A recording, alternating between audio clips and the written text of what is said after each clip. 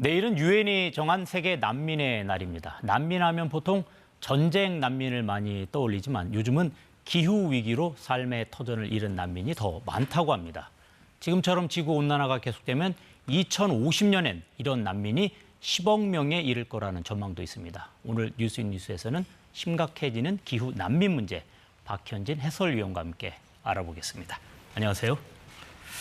자, 우선 용어에 대한 정의가 필요한 것 같습니다. 기후 난민, 이거 어떤 뜻으로 해석해야 되나요? 네, 기후 난민은 자연재해나 기후변화의 영향으로 생존의 위협을 느껴서요. 지금 현재 살고 있는 곳에서 어쩔 수 없이 이주를 해야 하는 그런 사람들을 말합니다. 네. 다른 말로는 생태학적 난민, 환경 난민이라고도 부르고요. 유엔 난민기구는 좀 더 정확하게 기후변화로 인한 강제 실향민이라고도 부르고 있습니다. 자, 그렇다면 어떤 상황 속에서 기후 난민이 발생하는지 궁금합니다. 네, 크게 두 가지 부류로 나눠볼 수 있는데요. 먼저 홍수나 지진, 산불 같은 단발적인 그런 자연재해로 인한 이주가 있고요. 네.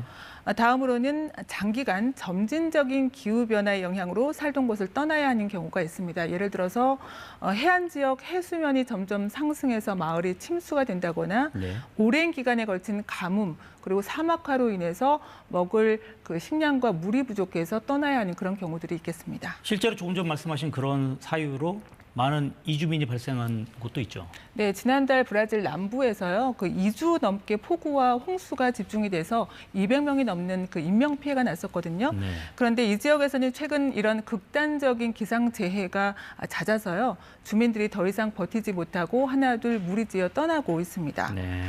또 그 섬 주민 전체가 집단 이주를 하는 사례도 있는데요. 파나마 카리브해에 있는 작은 섬 얘기입니다. 이 섬의 해수면은 1960년대에는 그 연평균 1mm씩 상승을 했었는데요. 최근엔 그 해마다 3.5mm씩 높아졌다고 해요. 그래서 지금은 거리 곳곳이 그 바닷물에 잠겨버린 상태여서요. 섬 주민 1,300여 명이 이달 초부터 본토로 이주를 시작했습니다.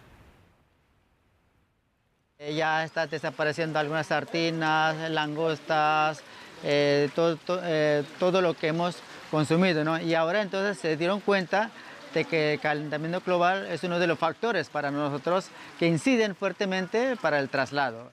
Sentimos tristeza porque si se va esta isla, se va parte de nuestro corazón, parte de nuestra cultura. 저 지금 저렇게 해수면 상승으로 인한 이주, 이곳 말고도 또 있는 것 같은데 어떻습니까? 네, 기후 문제, 기후 난민 문제를 다룰 때 가장 대표적으로 언급하는 게 그 태평양의 섬나라 투발루인데요. 네. 그 전 국토가 바닷속으로 가라앉을 위기에 놓여서요. 현재 그 주변 국가인 호주 등과 그 자국 국민을 기후 난민으로 받아들여 달라는 협상을 벌이고 있습니다. 또 그 인도네시아 같은 경우에는요, 수도 자카르타가 그 계속되는 해수면 상승 그리고 지반 침하로 인해서 급속하게 가라앉고 있거든요. 그래서 아예 그 수도를 다른 곳으로 이전하는 계획을 추진하고 있습니다. 역시 그 저지대 국가인 방글라데시도요, 지속적인 그 해수면 상승으로 국민 1,500만 명 이상이 이 기후 난민이 될 처지에 놓여 있습니다. 지금 바다를 접하고 있는 곳이라면 해수면 상승이 우려되고 또 그것 때문에 이주하는 상황이 발생하는데 또 육지에서는 또 사막이 늘고 있다고요. 네, 맞습니다. 그 대표적인 곳이 아프리카 사하라 근처의 국가들인데요. 이곳에서는 사막 지역이 계속 확대가 되면서 이미 그 많은 주민들이 마을을 떠나서 또 돌아다니는 난민 생활을 하고 있습니다. 네. 또 중국과 몽골 같은 아시아 지역 곳곳에서도 이 사막화로 점점 그 기후 난민이 많이 발생하고 있습니다. 지금 이 정도면은 이 난민의 숫자도 엄청날 것 같고 이거 전 지구적 문제라고 볼 수 있는데 어떻습니까? 네, 그게 이제 전체적으로 어느 정도 숫자가 되는지 정확한 통계는 없는데요. 네. 다만 그 참고해 볼 만한 자료가 국제 NGO 단체인 자국 내 난민 감시센터 통계인데요.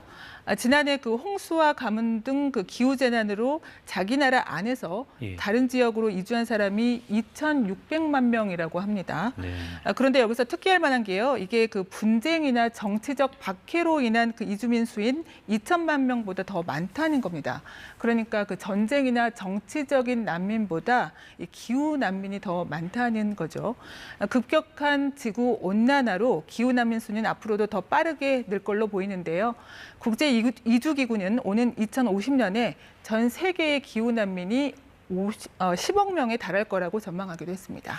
그런데 이 난민이 발생하는 것을 살펴보면은 개발도상국이나 후진국에서 좀 많은 것 같습니다. 어떻습니까? 네, 맞습니다. 앞서 언급한 것처럼 아시아나 아프리카, 남미의 그 저개발 국가에서 특히 많은데요. 네. 그 기후 변화의 영향으로 기상 재난 상황은 갈수록 늘어나는데 그걸 뭐 선제적으로 대응할 시스템, 인프라가 갖춰져 있지 않고요. 네. 또 피해가 났다고 하더라도 그걸 복구할 수 있는 능력이 부족하기 때문이겠죠. 지금 말씀하신 것처럼 뭐 개발도상국이나 후진국은 이제 여력이 없으니까 이런 부분에 대해서 대응하기가 어려울 텐데 그렇다면 국제사회가 공동으로 이런 부분에 대해서 좀 고민해야 되지 않을까요? 네, 맞습니다. 전문가들도 그 점을 강조하고 있는데요. 이 기후 난민 문제를 해결하려면 국제적인 협력 시스템이 필요하다 이렇게 강조하고 있습니다. 네. 국제기구 관계자의 이야기 들어보시죠. We know already that there have been tens of millions of people who are on the move just this year as a result of climate impact. There are hundreds of millions more who live in extremely climate vulnerable communities. And if we do not start now to build out both interventions to help build resilience and stabilize communities, as well as look at migration as an adaptation mechanism, then I think we will experience more significant movements of desperate people. 네, 현재 그 기후 난민은 국제법상으로 난민 지위를 인정받지 못하고 있는데요.